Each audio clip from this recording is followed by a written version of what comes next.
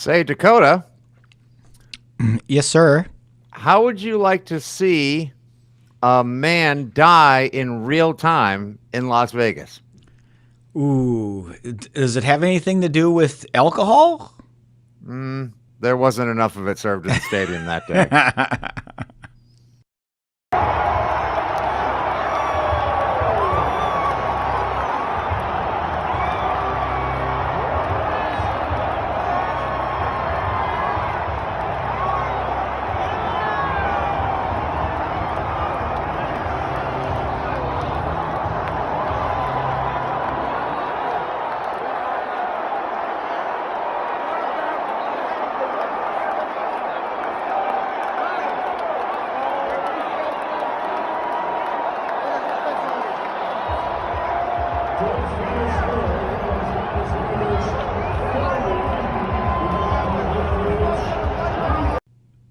That look on your face. Oh my God, that was priceless. I'm still dead. Like Priceless. this is me from the afterlife. I'm not here. Fitzy's dead. Like, Oh my God.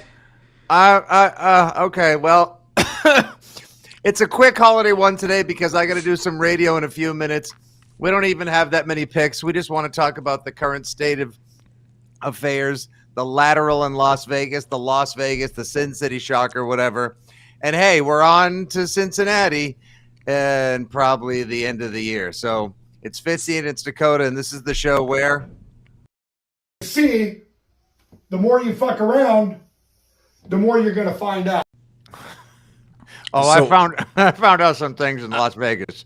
I don't know what's worse. You being live at the event or me being in some basement bar at the Fontainebleau on a non-HD TV watching the second half. What? Yes. So this is hold on. I want to hear about this in a second. It's dick pics.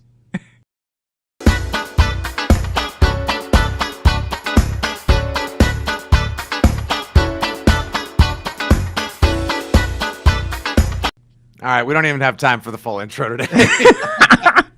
So as last week, as you guys know, I did the show live from Miami Beach. I was at the Fontainebleau, and the good and the bad is there is a guy from Boston that works at the La Cote, the outdoor bar at the pool, which has direct TV, everything, 4 TVs, and they all had. The Argentinian game was over. They won the World Cup, and they still left 2 TVs on of the 4 after 1 o'clock just to watch the ceremony because there was so many people down there for the World Cup. So anyways, it's me and one other TV. Nikki Higgins watching live on Facebook. She calls that the funeral face that I made. Oh, my God. So here I am on a full bar, and I've got now 2 TVs. And luckily, I knew, like, my friend became a friend since he's from Boston and he works down there. He goes, "Don't worry, Dakota, I'll take care of you. Whatever game you want on DirecTV, we'll do it." So I get the Patriots on one of the TVs. It's in HD. I'm at the outdoor bar. It's 80 degrees. I've got drinks. I've got food. There's girls in bikinis. It's great. And then the bar closes at 6 o'clock. So now wait, why did the bar? This is like the time that I had to watch the Rams Titans Super Bowl in Italy, and I was in Rome on a family trip, and there was like one. It's the year 2000, and there's one bar, greatest show on turf. There's one bar that anyone knows of that'll be showing the Super Bowl, and we go. My brother and I take a taxi in Rome to this bar. And I'm, we're the only 2 customers in there. And at halftime, they're like, "Okay, good night." And I was like, what the fuck? So I drove home and spent $50 on long distance calling cards to call friends back home and leave me on the phone in the 4th quarter so I could find out how the game finished. Yeah, so this is very similar. So me knowing that they're going to eventually shut the TVs off because it's the outdoor bar. They're open from 11 to 6 every day, this outdoor bar pool with the DirecTV, the TVs around the bar. I'm like, okay, there is another bar at the Fontainebleau downstairs. It's like a pizza burger joint. They have TVs. I'll go down there at halftime and ask them nicely to put the DirecTV on, watch the Patriot Raiders second half. I walk in, TVs everywhere. All Tampa Bay versus who they play? Cincinnati. Who were Cincinnati. playing, yeah. Cincinnati everywhere. Beautiful. And 55. The only team 17-3 early, and then Joe Burrow's like, "Hey, Tom Brady, hold my smoothie." But the only TV I was able to get them to change, the bartender who I met the night before when I had some drinks, she's like, "Yeah, what channel's it on?" I'm like, "I think it's 712 or whatever was the game on the DirecTV." They put it on, and what do you know? I felt like I was playing Tecmo Bowl, 20 years ago. I could only see people go this way back and forth down the court. I took a video of this. How does anybody, especially an establishment that lux, like even like all the places? I mean, I'm in the stadium, obviously, and by the way, that's an insane stadium in Vegas. Like that place. The Super Bowl should only be in SoFi in LA. Yeah. And at Allegiant in Vegas. It's insane. So this is one when you're watching the TV and you've got those two big bars on the left and the right side because it's non-HD, right? Like so that's it. So I'm on an HD channel, but the left and the right of the screen are basically big black bars. So I'm trying to figure this out, and I look at the wall, and I think this TV was built into the wall when this was built probably 20 years ago or 25 years ago, this thing. So I got to see the second half on a non-HD Tecmo Bowl looking screen, and I was able to follow the pace of the game pretty well, but that's how I ended up watching. I did video it out. I think I tweeted it out, the video of the TV that I was watching, just so you could see how bad it was. So... But right, hey, so you know what? What's this noise? Beep, beep, beep. Is that, wait a minute. Is that truck backing up over Mac Jones right now? Is that all the NFL prognosticators and NFL players and everybody else now finally coming to my side after a 13 for 31 performance by Stack Jones? Yes, Snack or Sack Jones, whatever you want to call him, okay? He had good offensive line play. He had plenty of time, and he couldn't hit his fucking open receivers. Couldn't hit his open receivers. I've been telling you all season long. All right, wait, what? No, this is my favorite one so far. All the comments coming in, like that you could honestly do. Like earlier this week, Mike Lombardi, friend of Belichick, the consigliere himself, whose son now works on the offensive staff of the Raiders. He even said you could do a 30 for 30 special on how bad this offense has been this season. Vinny Saville III, my guy, who I see all the time up in the Putnam Club at the stadium. Fitzy, can you pick me up later? I'm on the Tobin Bridge. We're all on the Tobin. That's the great cliche of all sports radio callers and Boston sports fans who lose their mind. I got to tell you straight up, I don't blame Jacoby Myers that much for what happened, even though he lost his mind and made one of the most unthinkable and incomprehensible plays. Ramondre Stevenson, as awesome a game as he had, deserves to wear some of the blame for that as well. I don't. And there's no blame on Stevenson. No way. Why did he? No. The play was take the draw up the gut. Go as far as you could get some yards. If something happens, great. Otherwise, in something overtime. Something improvised. Fitzy, he doesn't think about at that point that it's going to be multiple laterals and Jacoby Myers is going to fire it 40 yards backwards to Mac Jones, okay? Even Stevenson's lateral could have been picked off, could have been turned into a fumble, and now you're playing defense against the Raiders. It was the last play of the game. There is no defense. I mean, yeah. Stevenson, when he looked back, it was an easy lateral back to Jacoby Myers. There was very little risk. He looked back and here you go. It was right there. I had no problem with Stevenson lateral back to Jacoby.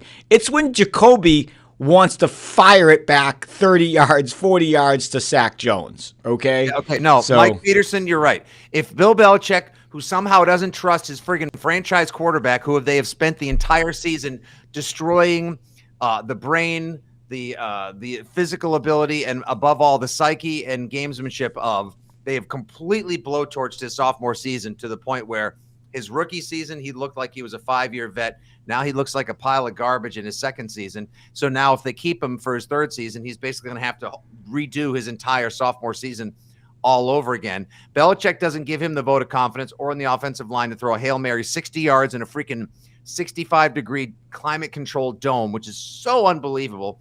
Then they call a draw. Mike Peterson's right. You call a draw and you kneel 10 times out of 10. You just play for overtime if you're not going to throw the friggin' Hail Mary. It was so stupid.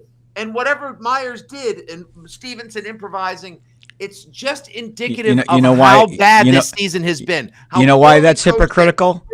No, it's not. What's hypocritical? Yeah, because I'm gonna ask you this question. Grow up in my freaking. I remember a Super Bowl. I can't remember which one, but everybody thought the Patriots were going to take a knee, and I think they gave it to Dion Lewis and almost went 40 yards with no time left before the game went to overtime. Was that the game against the Atlanta Falcons when they got the ball back at like the 40-yard line? I didn't even think of that because the Falcons did crap, and we thought it was overtime. They actually got a few yards. And if you remember, they ran a draw with Dion Lewis. And then I thought he tore his knee out. And I'm like, why the fuck did they run the play, right? Because he went like 30 or 40 yards down the left-hand side, and we're like, oh, my God, he's going to break this. And then he got tripped up and fell out of bounds, and I thought he tore his ACL. And I think that was when he had just came back from an injury as well. Anyways, so it's hypocritical because were you there screaming at them in the Atlanta Super Bowl saying, why did you run the draw with no time left? No. There's nothing wrong with the play because here's what could have happened. Did Lewis lateral the friggin' ball in front of 5 defenders? It was so stupid. He did not, but here's the thing. I have no problem with the draw. What happened afterwards, obviously, we could say. But if Stevenson, what happens if all of a sudden there's a penalty, a face mask? Oh, by the way, here's the flag. Here's the field goal. Folk wins it because we've seen the Raiders the previous few weeks. Punt formation, draw offsides. Stupid penalties. They sack the quarterback. Then they start taunting him. The Raiders basically spit up on themselves and could have easily done something stupid with Stevenson on the draw. Gave him a face mask. They get 15 yards. It's a time down. Even there's 0 on the clock, you still get to run one more play. Folk comes out and you can't end a game on a defensive penalty. That's fine, but don't lateral it. You almost got something. Great. Run out of bounds, take a knee, live to fight another day, hope you get the ball. The Raiders got that stupid. God, I don't want to swear on this because I don't want to get in the habit of swearing before I go on EEI today at 2:00, and then I'll be swearing up a storm and cost the station its FCC license. Yeah, probably for its own benefit, Fitzy, you hump. But I swear to God, like there was that was unbelievable because they got flexed out of Sunday Night Football. They don't have enough cameras in the stadium because the Sunday Night Football crew and Amazon and Monday Night Football come with bigger crews. They don't have enough cameras to give them the right angle, so they just leave the freaking touchdown called when everyone and their mother, even you on your freaking standard definition TV in the Fontainebleau basement could see wasn't an effing touchdown. Yeah, they give them that. So did you post the photo? Yes. Did you post the photo of actually the guy inbounds? Someone posted on Twitter that there was clearly black between the left foot and the out of bounds or the right foot. Because there was a photo going around that showed that he was inbounds. Was it you that posted it? No. He kicked his foot when it touches down. Yeah. Picks up white chalk. That only happens if you touch the out of bounds. No, that's not true because sometimes the white chalk spills into the field of play. So what he could have kicked up was the white chalk that moved in. That happens with foul balls in baseball. When you're putting down the foul line, that white sometimes spills left or right out of that veering line. But I thought there was a photo. Oh, was somebody saying it was Photoshopped? It was probably Photoshopped. Well, either way, did it look like he was out of bounds? Absolutely. Was he 100% out of inbounds or out of bounds? Who the hell knows? I didn't agree with the call. Regardless, the Patriots went into prevent defense. They had a 4th and 10 in their own end. They allowed a 15-yard completion to Devontae Adams. Every time that they had a chance to, and this is indicative of this entire freaking season. Yeah. Every time the Patriots dialed up today come close to, or because I flew all the way out to Las Vegas on my wife's birthday. It was a great time. The weekend was amazing. There were 1,000 Pats fans Saturday at Mandalay Bay. We had the most amazing rally. Bledsoe was there. I mean, the city was mass Vegas. It was a full-blown New England and Pats fan takeover. The stadium was 50-50 Pats fans and Raiders fans. It was an awesome experience right up until that unbelievable ending. Mac Jones plays like crap. Defense plays pretty well. They go prevent at the wrong time. They get soft. Game gets tied. The Patriots, of course, get another punt blocked. And Dakota, and the only team in the history of the NFL to throw a 35-yard backwards lateral on the last play, get it picked off by their former defensive end, have him faceplant your friggin' quarterback, steal his soul, and win the game. To also have first and goal on the 1, score a touchdown twice, and have neither of them count because of penalties, poorly called timeouts by Belichick. Like, it's just, they're so bad at everything they used to be so good at. I don't get it. It's just... This all stems to, I can't keep saying it. It's Mac Jones. He's your leader on the field. He's your point guard. And Brady covered up a lot of probably the stupidity of the coaching staff, okay? Because Brady was a coach on the field. Brady used to be able to tell him what offensive guys he wants in, who's he want out, what plays we're going to run, make changes at the huddle, tell guys to get out of bounds. This all goes back to Mac Jones not being a leader. And he needs to be an extension of a coach, and he's not. Instead, he wants to whine. He wants to whine. He wants the Jason Tatum. Mac Jones is the new Jason Tatum. Don't. Tatum scored 41 last night. Don't you dare. Even though he may have skipped a game earlier this week to go to his kid's 5th birthday party, and I'm not thrilled about that. Listen, here's one other clip we got time to share. Yeah. And then we'll wish everyone a Merry Christmas because I got to get ready for the radio show. Don't worry about best bets and idiotic teasers this week. I do have one best bet, Carolina. Okay. Oh, good. Okay. I hit all of them last week. I hit my teaser of the decade last week. You hit? Oh, let's see. Did I hit mine last week? Tennessee at the Chargers, over 41.5. Yes. Buffalo, Miami, Jags hosting Cal. Wow, I hit mine too. Nice. Yeah, all right, we're back on the teaser of the decade. I want to show you guys this. If you didn't see this, a lot of you probably don't have Paramount Plus. Maybe some of you do because you like the Yellowstone. Maybe some of you share a password with your brother. We're not judging. It's going to be Beth Edelman. Oh, no, I thought it was going to be Beth. This is Edelman earlier this week, who I ran into a couple times in Vegas. Edelman on Inside the NFL. See if you guys agree with his take on how Mac Jones should have handled himself during the game, or rather at the end of the game, and then how he's handling himself this season. Look at the play, and let me hear your thoughts about this play. First of all, you always discuss this, but I don't know what he's trying to do without going to. But look at Mac Jones just sit down. I've never saw a grown man sit down like that. Quarterback. I'm talking about seriously. Phil. Well, wait, what? Never put the quarterbacks in an athlete category. Look, he's down and he gets the man sits down. Oh well, right. You got to listen trip to him. what I'm saying. Just listen to what I'm saying. Season's on the line. You know. Say that again. You got to trip him. You got the last line of defense. Don't practice it. At worst. Bill Belichick had all the quarterbacks doing. You know what he also does? He doesn't practice all the antics after plays and waving off coaches and all these little, pissy like faces and stuff. Like he doesn't practice that, and he does it. Why can't you make the? Let me say this, Brandon. Here is. Yeah. So those comments by Edelman have set off a little bit of a firestorm, and he's not the only former Patriot to win a Super Bowl ring with Bill Belichick, who's spoken out against Mac Jones this week. Earlier, I think it was the other night on NBC Sports Boston, Vince Wilfork was on, and he said he's tired of seeing Mac Jones waving off the coordinator, swearing on TV, getting frustrated. And Mac defended himself saying, like, football's an emotional game, and I've always, played with fire and emotion, and that's how I'm going to do my job. Like now there's stories. I'm going to ask Tom Curran a little bit more about this on the radio today.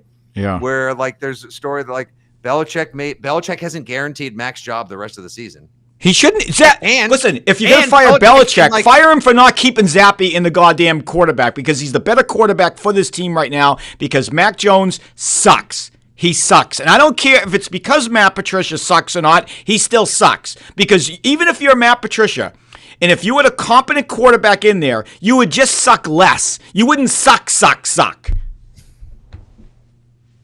Look what's happened. Look what has happened. So many rifts and chasms and civil wars in Pat's Nation. First, it's Patricia's going to work because I believe in Bill. No, it's not. He failed everywhere else, and he's going to suck doing this. I think we were right. Those who fell down on that side of history were right. Then it's Mac versus Zappe. And then now it's like former Patriots players saying Mac should behave himself and cut the bullshit. And then there's current Patriots that have his back in the locker room and appreciate it because they're the ones going through this Patricia nightmare. Like, what a lost season. What an absolute, because the defense is better than it was last year. And last year's defense was pretty good till it faltered down the stretch. This defense is better. Have a better pass rush. This defense, secondary. This defense deserves better than this offense. 100%. This defense, if there's one shining moment this year, is their defense was good enough to actually win a playoff game. Their offense with Max Sucky Jones, absolutely not. Or as Megan Catherine calls him, an energy-sucking daywalker. Yeah, whatever. I listen, and this is so odd for me because I was tooting Mac Jones's horn last year. I was all on board. So you people say, oh, you're just a Mac hater. No, I defended Mac last year. I thought he was the quarterback of our future. And if you remember, after the preseason game, Fitzy, we did it, and I said, you know what? This is going to be in trouble. I don't like his decisions. It's going to be a problem. And I said, even there's a path for the Patriots to maybe win 5 games with this offense if Mac Jones is winning it. And you know what? Mac Jones might not get, has he got 5 wins yet? I think he has 5 wins. Zappy has the other 2, so you can't count them. So this team is, would they be better with a different quarterback? Yes, they absolutely would. Was Zappy the answer? He could have been the answer for this season because that's who we went to. Okay? But this Mac Jones... Go ahead. Well, I was going to say, I'm now of a mind... I think anyone who has watched or anyone who may tune in for the first time, thank you everyone who's watching live on YouTube and Facebook and sharing the replays. I appreciate it very much. We'll get every comment and question we can in during the last couple of minutes. I am now of a mindset. I don't care if I sold T-shirts with Mac's name on it. I don't care if I ever have to speak to him on the radio. I don't care that I talked to his former coaches. I don't care that I brewed a beer with his name on it. Doesn't matter. At this point now, he's so twisted, turned, confused, frustrated, angry, and broken. Like I said earlier, like his whole sophomore season's a wash. Like he deserves an emotion. That's what it is. I'm going to call it. Mac deserves an emotional red shirt for the shit show that the Patriots offense has been this year. You've got analysts like Joe Buck, Troy Aikman, Jonathan Vilma mocking the Patriots openly on national television, left and right. You got former players that are on ESPN and locally on NBC Sports Boston, et cetera, who are all saying that it's a clown show of an offense, that it's one of the most pathetic in NFL history. You now have the Patriots taking over the mantle for this decade's butt fumble with the Las Vegas lateral or the Sin City shocker, whatever you want to call it. It's a disaster. At this point, you give Mac Jones a fake injury designation, sit him down, let Zappy play the rest of the season, so you don't do any further. You can see if Zappy works with Patricia and Bill is married to Patricia, now Mac Jones becomes a trading chip for another team, and you let him go restart his NFL career somewhere. For what? What are you going to get from Mac Jones? Nothing. Oh, you would get a You'll get nothing. Easily. You'll get nothing and like it. No, listen, you'll get nothing. I told you the week before the trading deadline, they could have got a second and a 4th round pick. He's done. He's done, Ski. Okay, he needs the perfect environment. He needs no pass rush, and he needs all Devontae Adamses. That's what the kid had in Alabama. He had an elite offense around him. And last year, we remember, how many times did we say, are they ever going to let Josh McDaniels take the gloves off Mac Jones? Because he was coddled in an offense last year, and they protected him. This year, look what's happened. Look, but he had someone actually helping him grow. So wait a minute, Fitzy, hold on. You're not making any sense. Because as a rookie quarterback, I understand, yes, keep the kid gloves on. Get him confidence. It's his rookie year. But at some point, you have to take the gloves off, and Mac has to do this on his own. And Mac just proved that he can't do it. He can't. He honestly can't. He's not a playmaker. He's not a playmaker on his own. No, he's not. And he needs everything perfect. And as soon as a defense or a defensive line throws something at you, he doesn't know how to basically impromptu without looking like a combination of Tony Eason and Steve Grogan running around with his head cut off, okay? Because this guy is the worst athletic person I've ever seen on a football field when he has to scramble. He looks just pathetic. I can't stand did Mac Jones call with 3 minutes left with Max Crosby at defensive end? Did freaking Mac Jones call a naked bootleg right into Max Crosby's face? That was Matt Patricia's call. They have done so much damage to this guy. They've broken him. They may have ruined him forever. His confidence could be shattered. Let me ask you this. Can I ask you a question, Rebuilding Fitzy? of McCorkle Jones. Fitzy, here's what happens, okay? And you played football, right? You played football at Braintree High, didn't you? They didn't let me play because they couldn't find a helmet big enough to fit my head. You know that. No, normally what happens, and that's right, you told me that, is in a situation like that in a third down, right? And it's 3rd and 12, and you don't want to turn the ball over. You want to at least give yourself an opportunity to do something different and get a first down. And there's nothing different. It's not all on Patricia. It's going to be a conversation between, hey, Mac, what are you thinking here? Mac's like, you know what?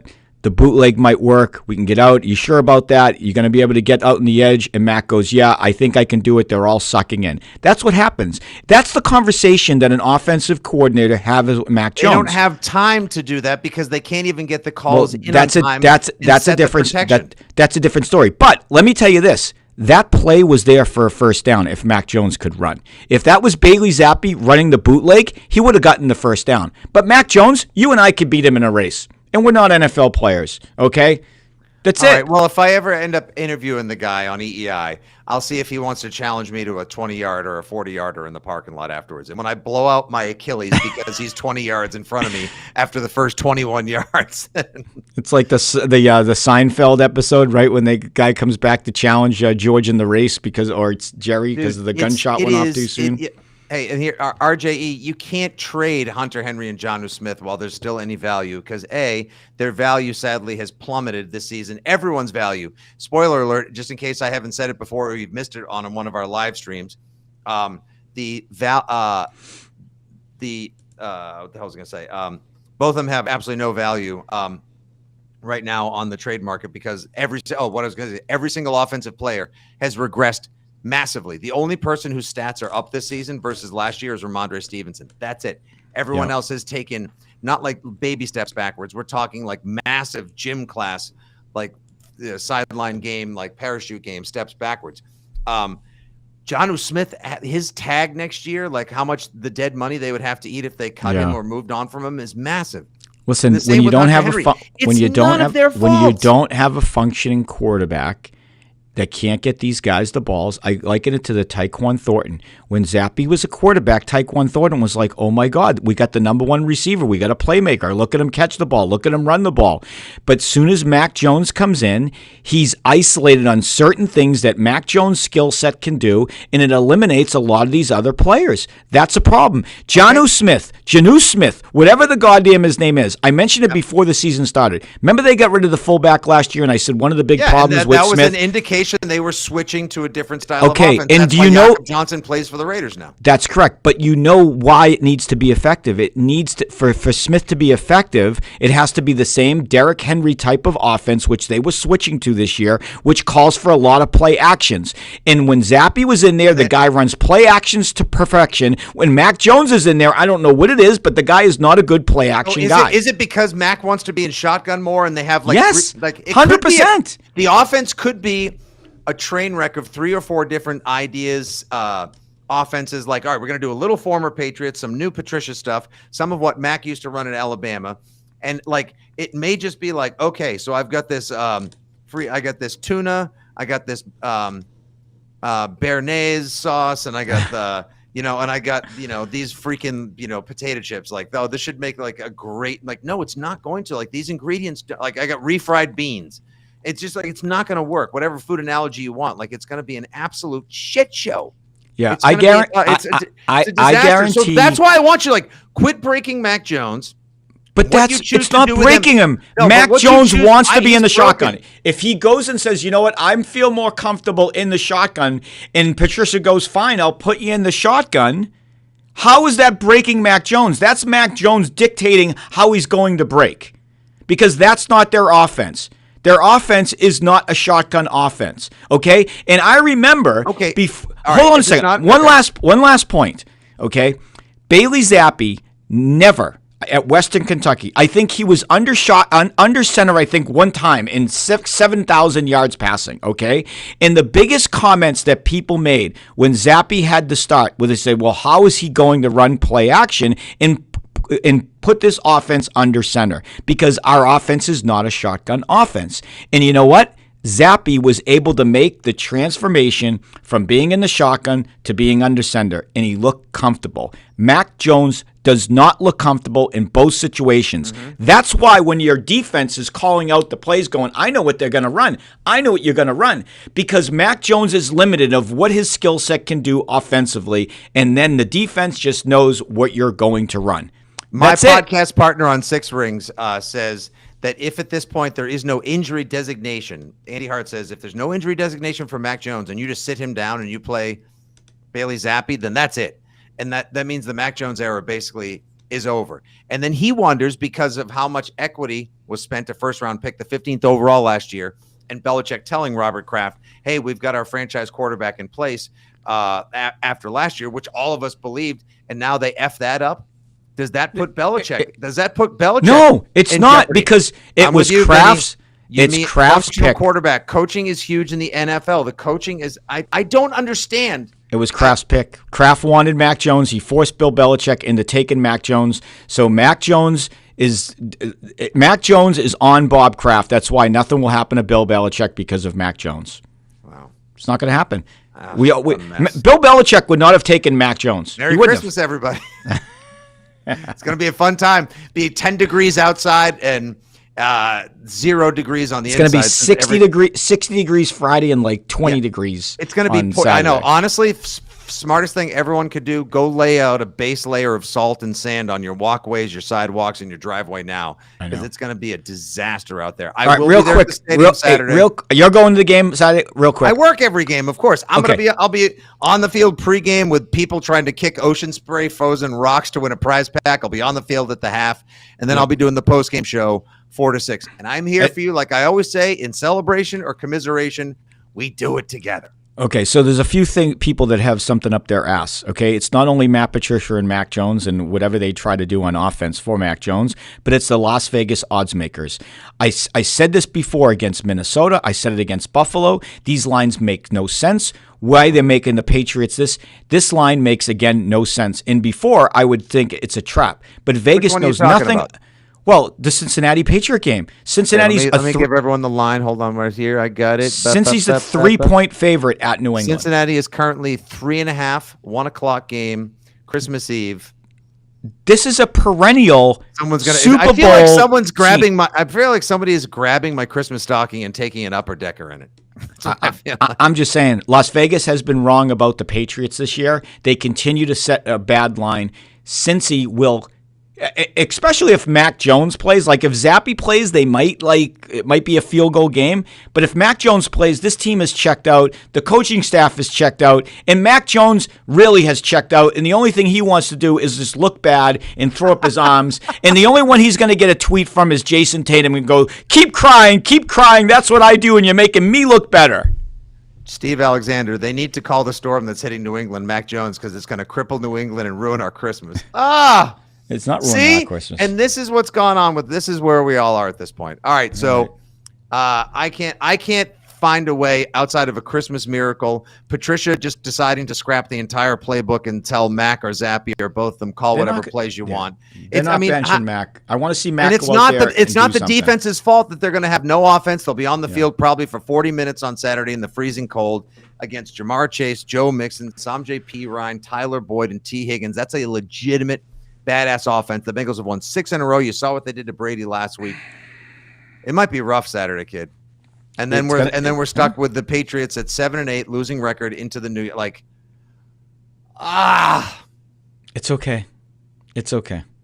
Quick question: would you rather see them lose the next 3 games, knowing that they have no shot in the playoffs, just to get a top 10 pick? If they lose, put it this way: if they lose, no, Saturday, you got to make the decision now. You can't. No, you can't. No. I'd rather they win all. I'd rather they win all 3. Have Mac Jones either turn into Tom Brady 2.0 or Bailey Zappe come in and rescue the franchise. If they lose Saturday, lose out the rest of the way. Their only chance on winning is against Miami. That's it, and that's just because How? Tua has Miami? gone sideways. I thought they were going to suck, but then they actually played great in the freezing cold of Buffalo last week. Yeah, So that's off the table now too. I Mike don't know. McDaniel got Tua to play great in a freaking meat locker up in Buffalo. Yeah. I don't know. I'm just gonna watch the implosion. It's almost it's just like watching a tree knowing that it's gonna fall down in a hurricane. You're just staring there watching it, and you're going, it's gonna tip over at some point. It's just gonna tip over at some point. And you know what the other thing is? Mac Jones hasn't even. I gotta go. I gotta do a radio show. Yeah, that's fine. All right. All I'm saying is Mac Jones is scared to throw the ball really downfield because he doesn't want to throw an interception. He was traumatized by the interception he threw that he got pulled out of the game against the Bears. He won't throw the ball downfield. In a tight situation, he won't do it. He has no picks in his last 3 or 4 games, right? He's got one. But let me ask you this. It was like, I think it was on a tip ball or something. Let me ask you this. Maybe he's become turnover reverse and stat padding. I don't know. Let me ask you this. Yeah. Okay, if everything is so hunky-dory and the offenses would move along so much better with Zappy, why the F, when you don't have Devontae Parker and Jacoby Myers was managing an injury coming back into the game, does Tyquan Thornton, yes, he does have elite speed, but he's still only a rookie and hasn't shown that much of an ability to be a playmaker. Why is he playing 90% of the snaps? And Kendrick Bourne, who last year was the best player on offense, not named Mac Jones or Ramondre Stevenson, why does he play 11% of the snaps? I don't because know. He's in Matt Patricia's doghouse for some stupid freaking reason, because he questioned the play calling. He doesn't like the system, just like Mac. And now I'm almost buying into the idea that they're conspiring against him. Like, it is a fustercluck of epic proportions. Merry Christmas. I told you this before. You're like Clark Griswold. I want Matt Patricia, good, lying, cheap son of a... This team, offensively and defensively, when Zappy was in there, they had a jump in their step. And I mentioned this before. If some of the team doesn't believe or want Mac Jones, it's going to affect your defense and some of the offensive players. And that's what's happening. You have people on the field that don't like Mac Jones. There were rumors earlier about him being a tennis brat or some type of brat. Somebody was saying it. That people just don't say that to make things up. There's a reason. Some player or some coach mentioned, you know what? He rubbed some people the wrong way. And I don't care if you're in studio or on a basketball court or in a job. If you're trying to work with a team member and they're an asshole and they don't get along with other people, it affects the work no matter what, or on the court. And that's the problem. I think Mac Jones pissed a lot of people off, including his coaching staff, and we're seeing the results of it from players and coaches on the field. And that is all on Mac Jones. It really is. Well, all on Mac Jones. On that cheery note, everybody, I hope you all have a very Merry Christmas. We were hoping to maybe come on today just to do a couple minutes because I got a radio show that starts in 1 hour and 5 minutes. We stayed on longer, but we can't help it because we're passionate. We care. We're from the South Shore. Like I've said before, if you get yelled at in Braintree, it means someone cares, and arguing is a competitive sport. So at least we share because we care. We will not be up next week, likely, and if we are, it'll be at a different time. I'm on the radio every day next week, 10 a.m. to 2 p.m., covering the midday on WEI during the holidays. You got the Six Rings postgame Sunday, 4 to 6. New Year's Day, Six Rings postgame, 4 to 7:30 after the Patriots-Dolphins game. Follow at FitzyGFY for the latest and the greatest of everything we can do on the radio, the interwebs, and more. And if you want to tell Dakota, hashtag you were right or hashtag you're an ass, is available at Dakota Happus. And get those last-minute Swing Juice Christmas presents in. Dakota, it's been a blast as always. I'm glad we did this. This felt like therapy and like a nice warm-up. Like my head is pounding right now. Cardio boxing session for the radio. Now I'm going to go in. I'm going to go and drop the gloves and just rock. Who are you in with? Andy Hart? It's me and Arcan today. Oh, you and Arcan. Well, tell Arcan I sent my best. I will, absolutely. I like Christian. Hey, buddy, have a Merry Christmas, and thank you, guys. Happy holidays to all of you who continue to chime in to our silly little weekly dick pic show here. Just having fun, talking because we care. We'll talk to you guys very soon. Have a great holiday. Much love. God bless. Drink up. And as always, go Pats. Please. Bye. Happy holidays. Oh, hold on. And what? Super chat. Thanks, Mason. I'm going to use that money to go buy the eggnog that I need after the show.